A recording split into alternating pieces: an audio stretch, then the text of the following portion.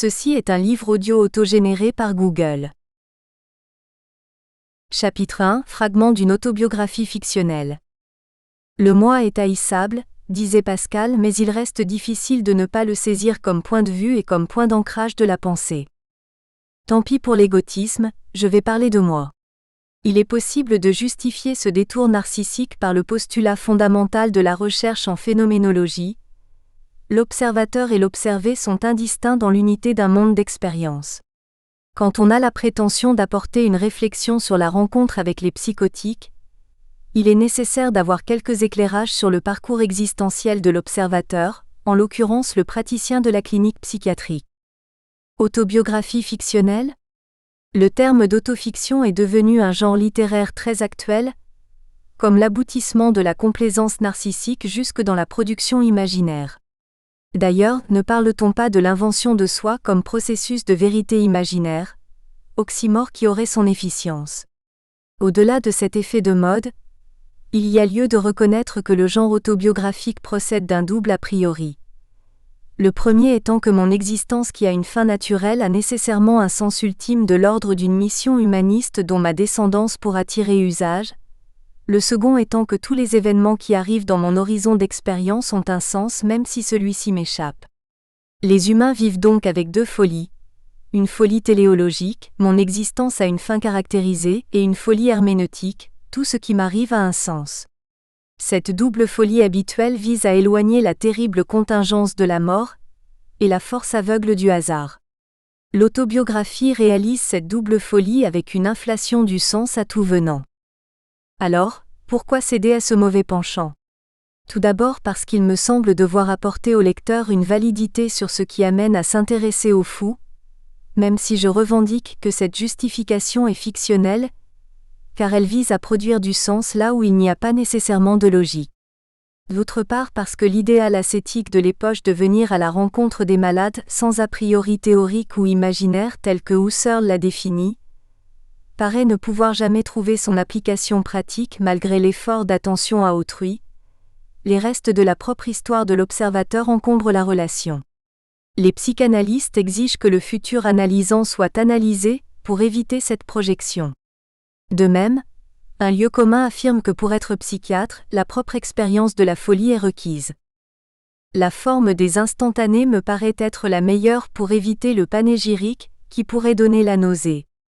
Une succession de portraits sont posés sur l'horizon de l'expérience ici et maintenant comme des photos accrochées au mur, mais on évite d'en faire une histoire discursive, un film avec un scénario plaqué sur les occurrences de vie et c'est tout. Parcourons cette galerie de portraits sans en faire toute une histoire. Première instantanée. Un enfant qui s'ennuie dans une famille un peu isolée du monde. Fils unique dans un couple qui n'a pas démérité dans l'éducation ou l'affection qu'ils m'ont prodiguée. J'ai très tôt expérimenté les stratégies de lutte contre la solitude d'autant que le thème de ce fonctionnement familial était celui de l'éloignement des autres pour se consacrer au travail. D'ailleurs, il me reste encore aujourd'hui la sentence paternelle en passant devant les murs aveugles des usines, qui existaient encore à l'époque dans les petites villes. Si tu ne travailles pas bien à l'école, c'est là que tu passeras ta vie.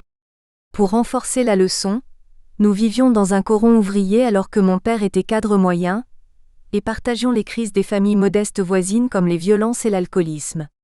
La leçon fut retenue et je devins un bon élève. Deuxième instantané. Un adolescent passionné par les livres qui peuvent constituer un monde dans l'imaginaire suscité par la langue. Sauvé par les livres mais de quoi ? Peut-être de la mélancolie qui planait de son ombre saturnienne sur notre vie. La puissance des mots et la fièvre des lectures durant les nuits sans sommeil, à l'insu des parents. Lire tout ce qui tombe sous la main. Par exemple, j'ai le souvenir de la lecture du Raskolnikov de Crime et Châtiment de Dostoïevski ou encore des Sermons de Bossuet, L'Aigle de Meaux. Ces paroles qui résonnent dans la tête donnent un surcroît de vérité dans un monde terne, celui de la passion qu'elle soit criminelle ou religieuse. Troisième instantané, un apprenti médecin en Afrique. Il n'y a pas d'image du choix de devenir médecin pour un bon élève totalement littéraire, sauf peut-être le défi de réussir ce qui était considéré comme impossible face à la toute-puissance de la science dans la médecine.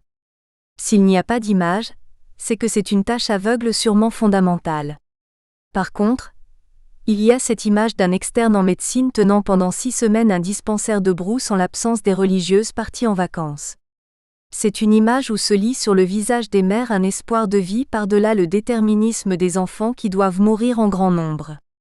Pour ce regard, on peut être prêt à tout, y compris celui de se camper dans la place du médecin blanc colon comme Albert Schweitzer au Gabon. 4e instantané. Un médecin généraliste fourvoyé dans un quartier déshérité.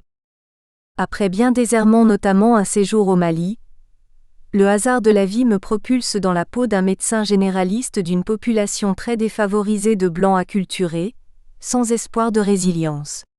Quelle pouvait être la place d'un médecin qui se veut humaniste, avec probablement la prétention de changer le cours du destin dans un milieu envahi par la résignation à la misère et la perte progressive de la dignité.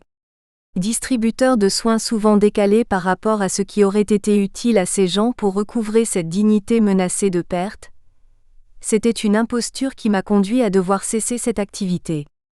J'avais évidemment un intérêt pour l'étranger, et pour l'inquiétante étrangeté. J'avais expérimenté le pouvoir extraordinaire de la parole sur les corps souffrants. J'avais en mémoire la parole freudienne et la passion de cette lecture, au point d'avoir joué les psychanalystes amateurs avec un copain d'adolescence. Il était temps de sauter le pas vers mon destin, celui de devenir psychiatre. Il fallait aussi partir pour éviter la chute dans le cynisme, voire la haine de l'autre que l'on destitue de son humanité. 5e instantané, une entrée dans le monde asilaire. En un week-end, je passais de mon cabinet de médecine générale dans la banlieue d'une ville moyenne frappée par la pauvreté à un asile du 19e siècle dans un service de malades psychotiques difficiles. Le choc fut rude comme lorsqu'on débarque dans un monde extraterrestre avec l'envie de fuir pour se réfugier dans la familiarité des mondes connus. Et pourtant, grâce à des psychiatres, tuteurs de grande qualité, l'humanité des regards des fous m'est apparue rapidement et au milieu de leurs paroles ou conduites insensées, j'ai retrouvé un appel à la compréhension. Ils n'étaient pas sur une autre rive du Styx, nous étions, malgré la perte du sens commun, du même monde.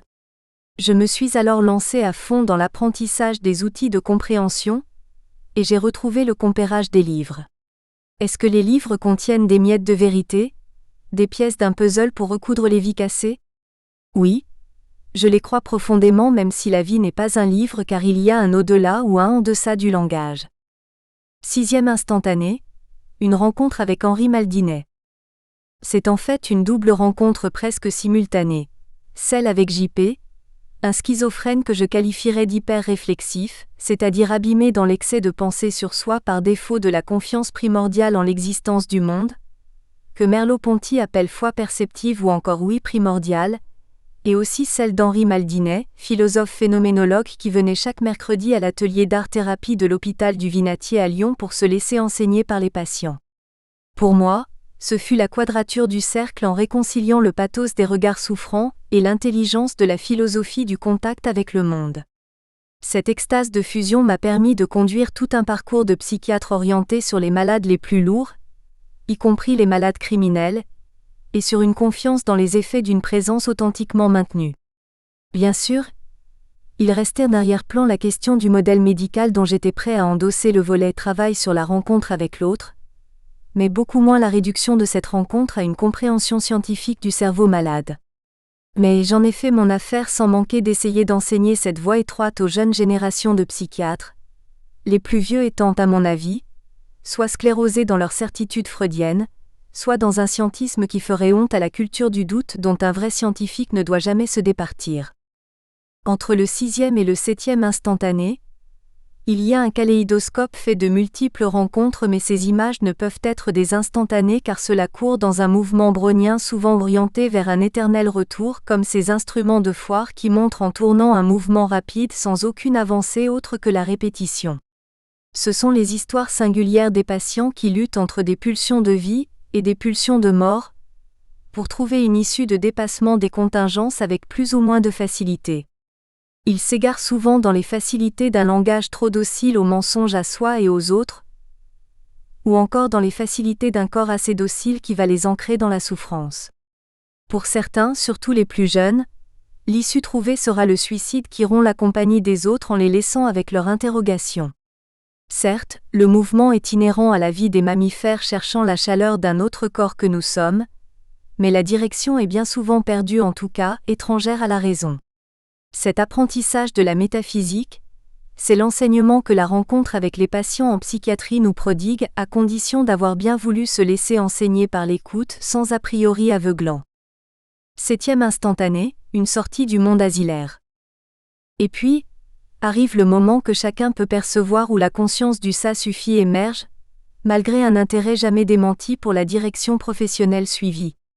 Le qualificatif d'asilaire surprendra beaucoup de collègues, psychiatres des hôpitaux, car l'essentiel du temps de travail se passe en dehors des murs de l'asile, dans les lieux d'accueil qu'une politique audacieuse de soins psychiatriques dans la cité a mis en place dans les 30 dernières années grâce à des pionniers en la matière, qui sont nos pères tutélaires. Je prétends toutefois que dans ces lieux d'accueil, centres médico-psychologiques, hôpitaux de jour, les accueillants, médecins, infirmiers, éducateurs restent porteurs de l'idéologie asilaire que l'on peut résumer par la notion de limite entre le dedans et le dehors, entre l'hôpital et la cité. Cette limite reproduit la limite entre la folie et la déraison, et dans un effort de dialectique hegélienne, il faudrait dépasser cette opposition pour accéder au concept réunificateur. Ce concept ne peut être celui promu par l'OMS de santé mentale, ou encore de bien-être. À mon avis, il faudrait que les thérapeutes se saisissent de ce concept comme celui d'être humain en vie, par exemple. C'est un travail philosophique.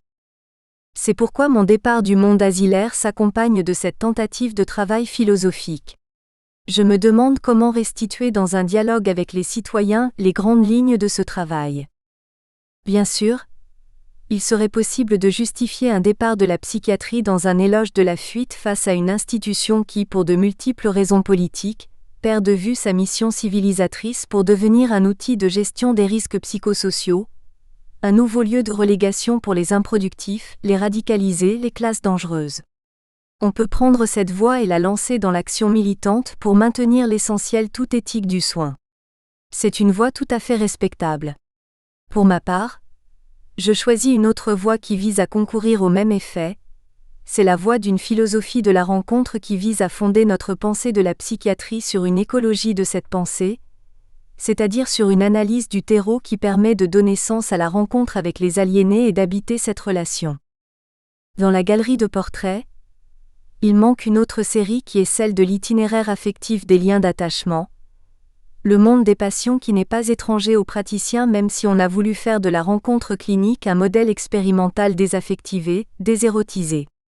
Cet itinéraire passionnel personnel doit rester tu par pudeur, et pour le réserver au cadre intime y compris celui du divan du psychanalyste.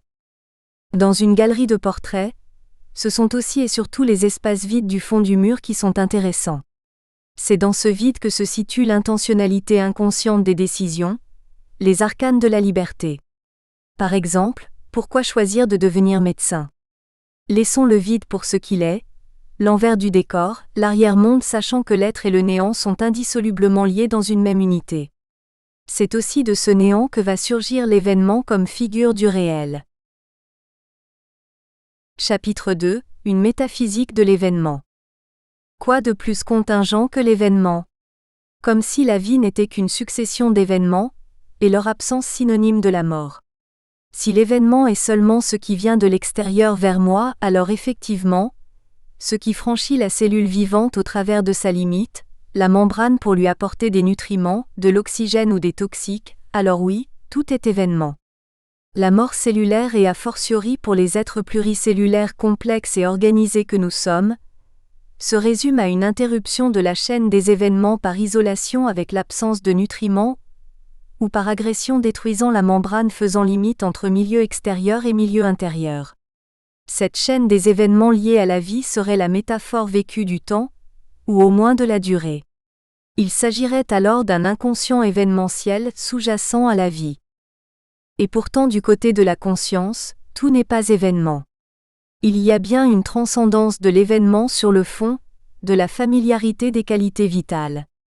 C'est cette transcendance qui m'autorise à créer cette expression de métaphysique de l'événement, puisqu'accoler la matérialité de l'événement dans ses déterminations spatio-temporelles précises avec l'absolu de la métaphysique constitue un oxymore. Tout n'est donc pas événement, et la vie en elle-même n'est pas un événement. L'événement ne surgit de rien, car il n'est pas dans un horizon d'attente.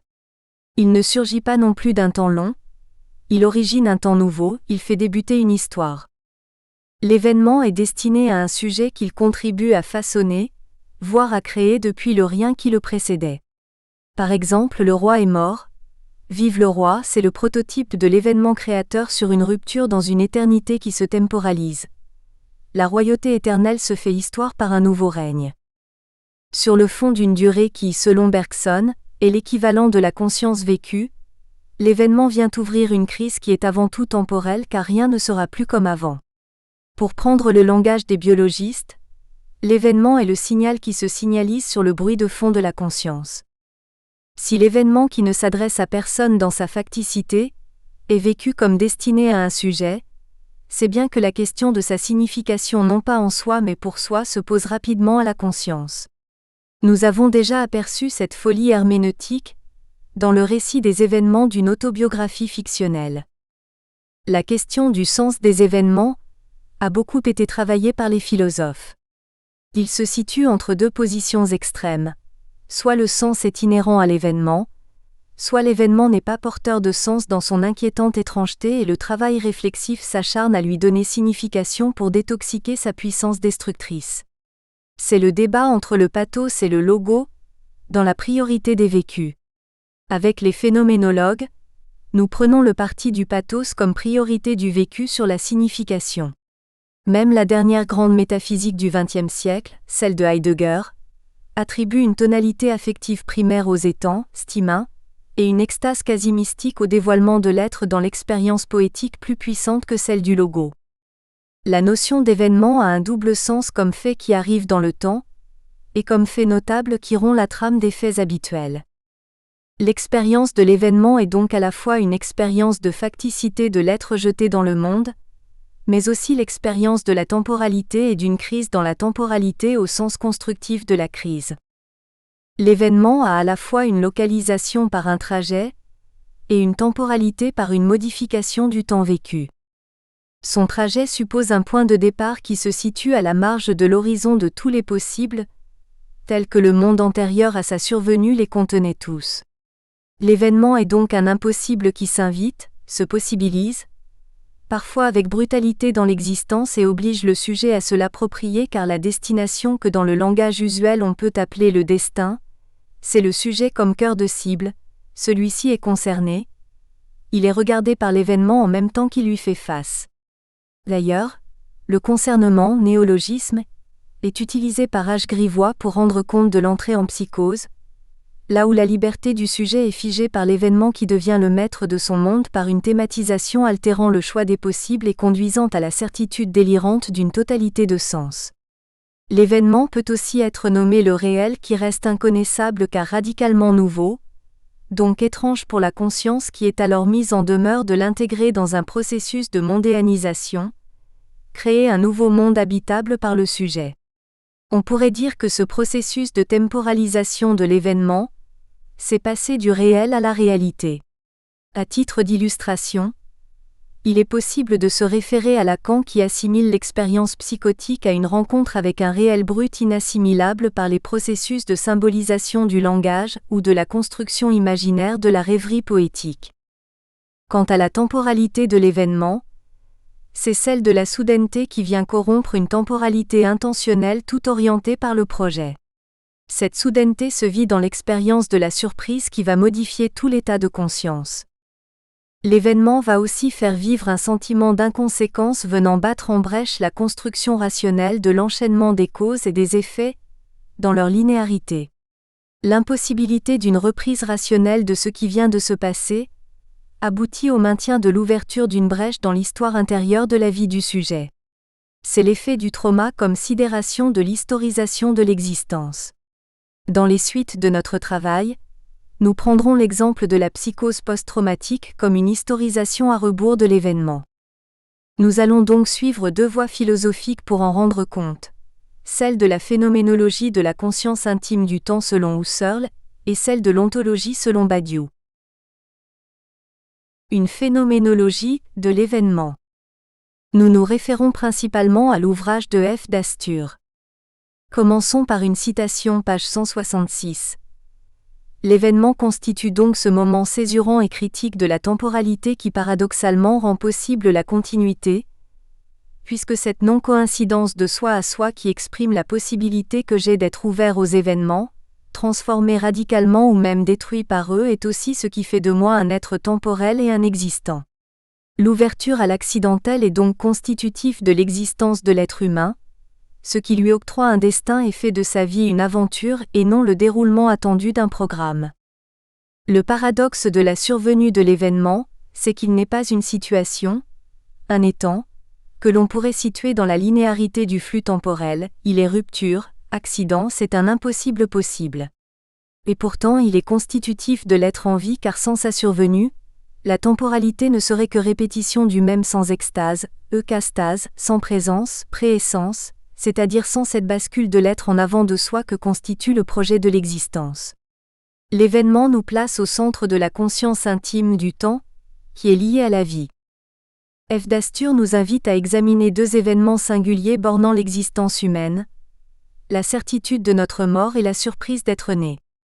La mort est le possible par excellence, une possibilité passive sans échappatoire, active possible même par le suicide. Or, la possibilité est moindre que le réel alors que la possibilité de la mort est une catégorie supérieure au réel, en excès par sa certitude, notre devoir-être. L'être pour la mort heideggerien est donc une structure existentielle, égale un existential, d'être en attente de la réalité de la mort à venir. C'est dans cette disposition à l'attente que se situe l'espace d'accueil de l'événement, comme l'occurrence de notre être pour la mort. C'est le fondement d'une phénoménologie de l'attente. La surprise d'être né, c'est bien aussi un événement radicalement nouveau et immaîtrisable par une quelconque volonté du sujet, le mettant en retard sur lui-même et le faisant sortir du temps qui devient par la naissance inaugurale sans passé et sans avenir. Cette surprise est le modèle de la réception de l'événement qui est autre que moi, et avec lequel je dois collaborer pour tenter d'y trouver un sens. Voici donc balisé cet espace de l'événement entre attente et surprise. À l'intérieur de cet espace, la conscience est passive tant dans cette attente que dans la surprise, elle tend vers et elle est prise par l'événement. Cette passivité a été interrogée par Husserl et Heidegger, pour le premier dans ce curieux assemblage de la synthèse passive et pour le second dans la facticité d'un être jeté dans le monde. Le terme de synthèse passive interroge par l'aporie qu'il contient entre l'activité synthétique et la passivité de la réception. Il pose la question de la conscience intentionnelle. Celle-ci vise un objet ou bien autrui, mais elle est dépassée par son but qu'elle ne peut atteindre en raison de l'invisibilité des aspects cachés de cet objet. L'attente est donc toujours déçue dans sa réalisation. Toutefois, la conscience ne vise pas seulement les données de l'expérience mais aussi et surtout les significations qui peuvent être passivement complétées par l'objet de visée. Nous verrons que cet aspect des significations cachées est essentiel dans les vécus psychotiques. F. d'Astur comme H. Maldinet cite ce fragment 18 d'Héraclite. S'il n'espère l'inespérable, il ne le découvrira pas, étant inexplorable et sans voie d'accès. C'est peut-être la meilleure formulation de ce concept difficile de la synthèse passive de Husserl, si on remplace les vocables sur l'espoir par celui de visée intentionnelle de la conscience, et l'impossibilité de répondre à cette attente de la conscience par l'invisibilité de l'objet qui peut tout de même être opérant malgré la déception de l'attente. L'être et l'événement. Pourquoi faudrait-il, dans cette exploration philosophique de l'événement, recourir aux repères métaphysiques de l'ontologie fondamentale si éloignés en apparence de la démarche phénoménologique visant à se limiter à l'apparaître des choses et à leur mode de donation dans l'expérience directe ? Effectivement, ce détour ne paraîtrait pas nécessaire si la rencontre avec les patients... Nous espérons que vous avez apprécié cet aperçu. Pour continuer à écouter ce livre audio sur Google Play Livres, utilisez le lien dans la description de la vidéo.